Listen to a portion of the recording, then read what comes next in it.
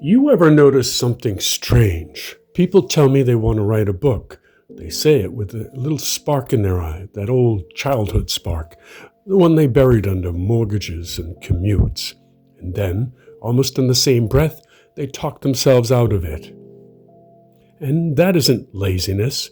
It isn't a lack of talent. It's something older, something quieter. A fear that what they won't write won't matter, that nobody will care, that the world already has too many books, and that the ones that sell are written by giants you can't touch.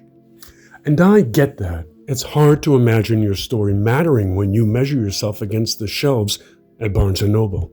Harder still when every conversation about writing circles back to Stephen King, or Toni Morrison, or somebody who seems forged in a different century. But here's the part no one says out loud.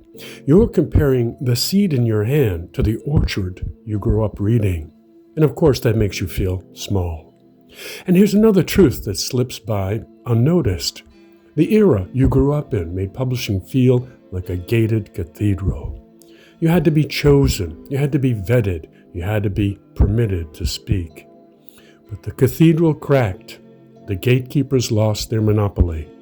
And the everyman, the person walking the dog at sunrise, the nurse coming off the night shift, the mechanic with a story burning in his chest, finally has a way in.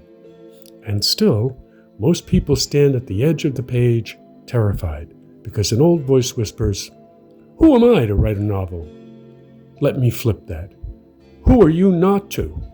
Because the publishing world where you were taught to fear no longer exists. And here's the stranger part in 2025. The readers are starving for authenticity in a way big houses can't manufacture. People are exhausted by polished, market-tested fiction. They want the raw, the local, the lived experience, the stories that sound like somebody really wrote them under a dim lamp at a kitchen table. And that means your book, if you write it, matters in a way the old generations never imagined. Not because it will be a bestseller, not because you'll be interviewed, but because you will have done something most people never dare to do. You will have stepped out of the shadow of comparison. You will have brought one unrepeatable voice into a world drowning in corporate noise. And here's the part I would slide in.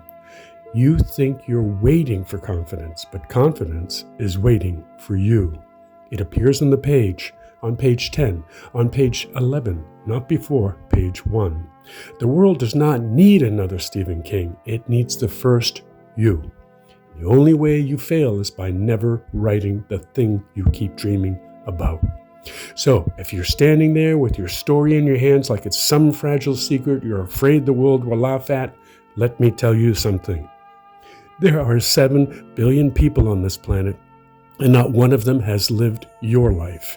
That means your story is uncopyable. That means your novel is already rare before the ink hits the page. And maybe the only real tragedy isn't writing something bad. Maybe the tragedy is letting the book inside of you die of comparison. You can write it, or you can spend the rest of your life wondering what would have happened if you had.